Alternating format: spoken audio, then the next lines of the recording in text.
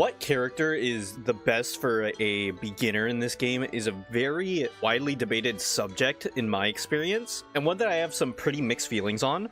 So in this video, what my hope is I just want to walk through what I would recommend to new players and why I would recommend them, as well as maybe potentially some bad habits that people could stray away from whenever they're choosing a new character.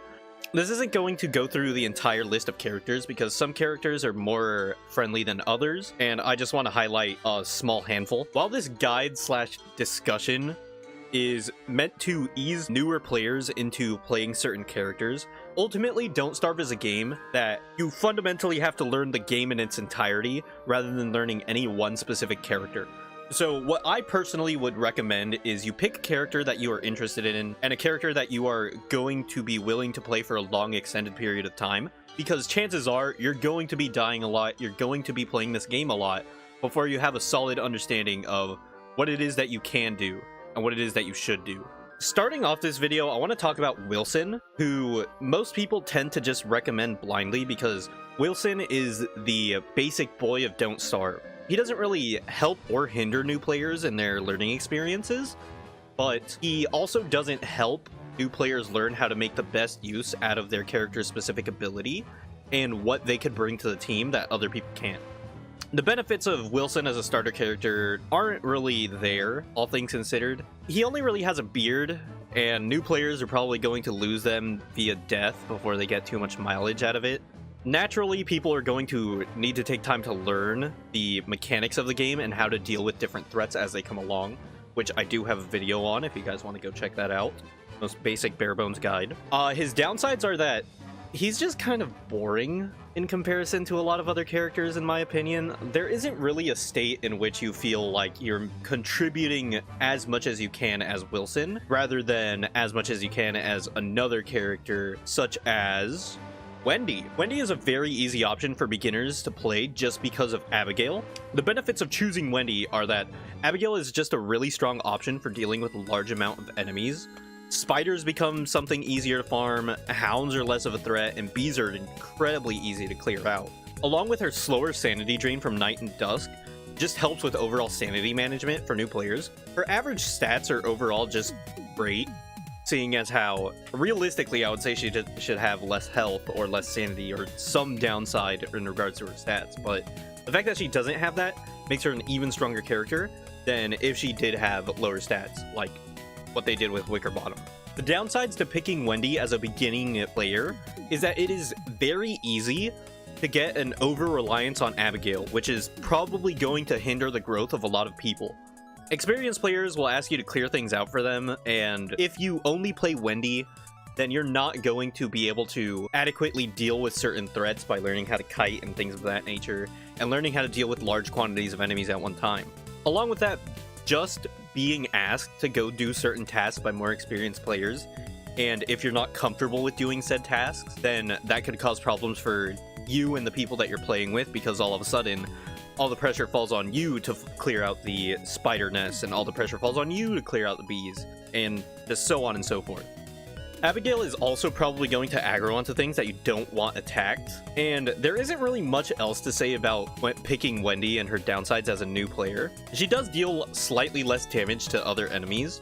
However, that downside is mitigated by the fact that when Abigail is out, she provides a debuff whenever she's attacking an enemy. So if you have any of her potions and you can keep her healthy throughout the fight, Abigail just fixes that offset of damage that you would otherwise have.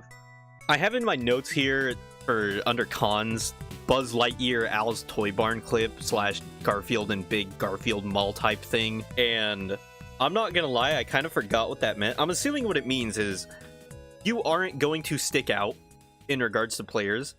Like, chances are, if you're going into a new server and you're like, okay, well, I'm new, I'm gonna pick Wendy, other people are probably gonna have the same idea because Wendy is a very popular character to pick. So a lot of the benefits that you would bring to the table are already going to be being done by somebody else, which could be a downside, it could be an upside, depending on how you look at it, because now you just have another player contributing in the same way as somebody else, which could be nice. Wigfrid is very much a double-edged sword in regards to how she'll impact newer players. One possible benefit is that Wigfrid is incentivized to only eat meat, since that's the only thing she can eat, which means new players are going to have to find meats, which sets up for a pretty good habit of learning what things are easy to kill and what things are worth killing in order for their drops, specifically their food sources.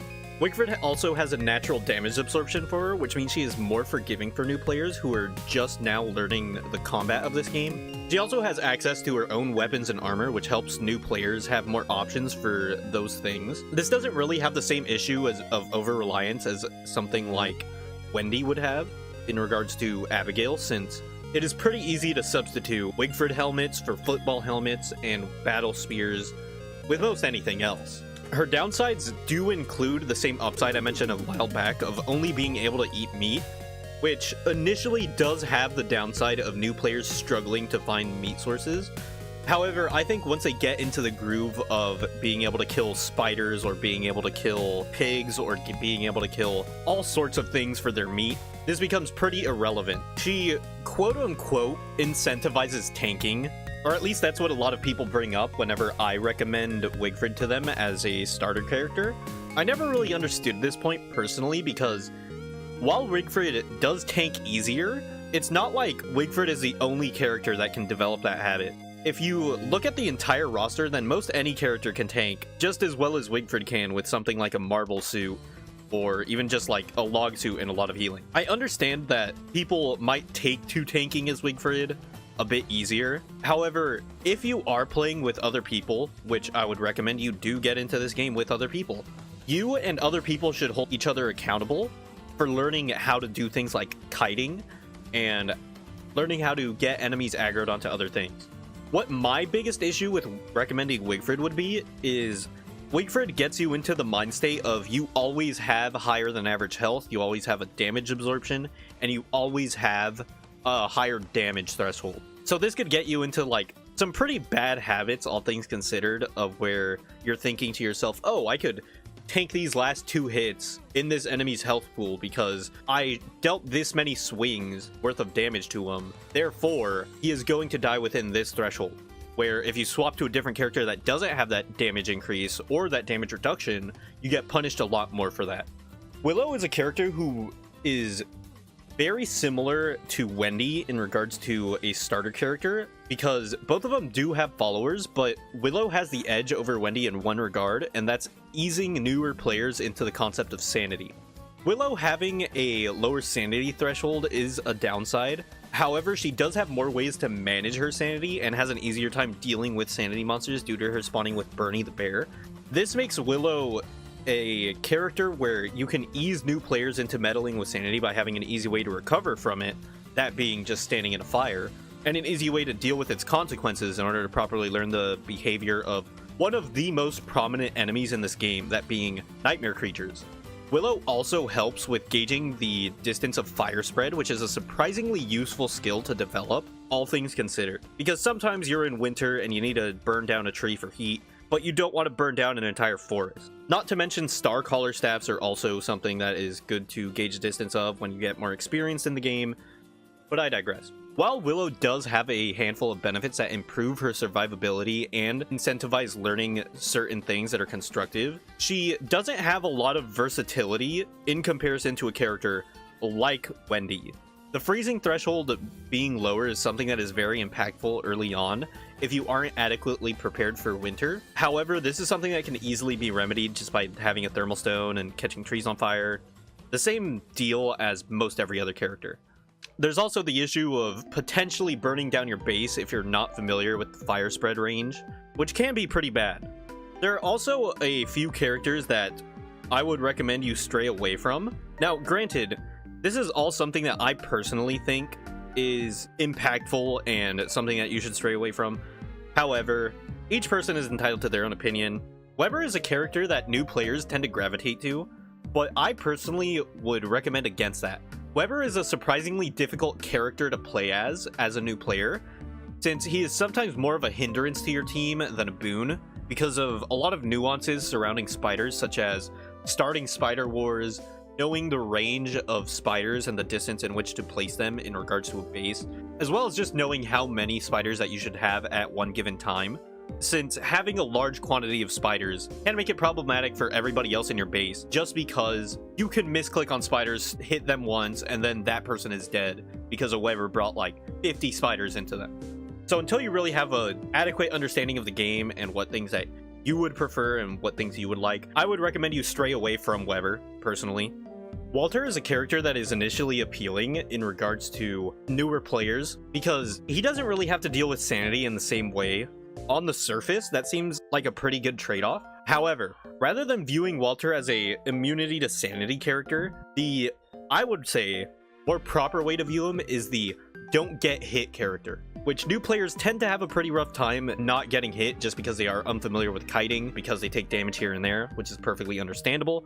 But it is for that reason that I would recommend against picking Walter, because he will just be a hindrance to your gameplay if you aren't familiar with how to play him properly. Woodie is another character I see people gravitate to because he starts with an axe. He doesn't really seem to have any downsides initially. However, if you are unprepared for dealing with his transformations, that could get really annoying. The fact that he also spawns more tree guards means if you're not familiar with kiting tree guards, you're probably going to have a bad time of it. Winona is a character that almost made this list, but I personally, as a Winona main, feel like Winona has a strange position in this game where she is very easy to get into, but if you want to make the most out of her as a character, you're going to have to do a lot of research and you're going to have to lab out a lot of things just to be all right with setting up her farms. WX78 is an appealing character for newer players. However, if they don't know how to deal with the rain, then it could be a real issue to the character. Along with the character having lower than average stats and new players maybe not having the best ways to get all of his resources and get all of his gadgets and things set up, then the character is basically going to be playing Wilson with lower stats. But he's an alright character. I wouldn't die on this hill in regards to recommending him or not recommending him. Wormwood, surprisingly enough, is a character that I see a lot of new players play because the mentality is this character excels at farming. And newer players tend to gravitate towards farming because they see that as the immediate best source of food, which in some cases it is, but it really is just dependent on the person playing him. Because Wormwood is also similar to Walter in regards to he is a don't get hit character, because the ways to recover health as Wormwood aren't as evident as ways to recover health as any other character, because most other characters can just down certain healing foods. Wormwood doesn't really have that luxury and has to seek sources like honey poultices, Wortox souls, bats, life-giving amulets, sleeping, things of that nature.